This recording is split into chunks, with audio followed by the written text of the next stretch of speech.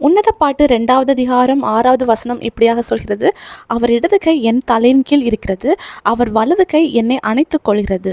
நம்முடைய ஆண்டவர் நம்மளை அணைத்துக் கொள்கிற தேவன். இந்த உலகம் நம்மளை அணைக்கிறதுக்கு மறந்து போகலாம். இந்த உலகத்தில் இருக்கிற நபர்கள் நம்மளை மறந்து போகலாம், தேற்றுறதுக்கு யாரும் இல்லாமல் இருக்கலாம். ஆனால் நம்மளை அள்ளி அணைக்கிறதுக்கு இருக்கிற ஒரே ஒரு தெய்வம் அவர் தான் நம்முடைய தகப்பன். ஏசப்பா நம்மளை அணைக்கும் போது நமக்கு கிடைக்கிற நன்மைகள் என்னன்னு பார்க்கும்போது, முதலாவது அவருடைய அன்புக்குள்ளாடி நம்ம அணைத்து கொள்ளப்படுறோம். நம் சார்பில் நின்று நமக்காக பரிந்து பேசுறதுக்கு யாருமே இல்லாம இருக்கும்போது அவருடைய அன்பு மட்டுமே நமக்காக பரிந்து பேசும். நமக்கு தயவு காட்டுறதும் அவருடைய அன்பு மட்டும்தான். 2வதா ஏசப்பா நம்மளை அணைக்கும் போது நமக்கு கிடைக்கிறது ஒரு பாதுகாப்பு.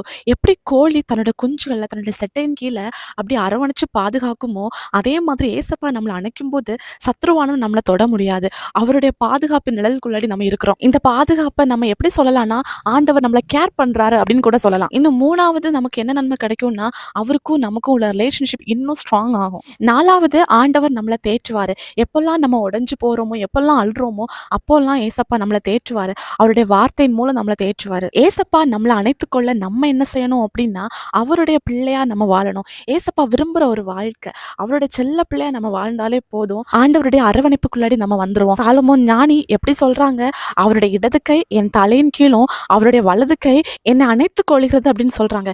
இந்த அனுபவத்துக்கு உங்களை ஒப்பு கொடுங்க. ஏசப்பா உங்களை ஆசீர்வதிப்பாராக. இயேசு கிறிஸ்துவின் நாமத்தில் ஆமென்.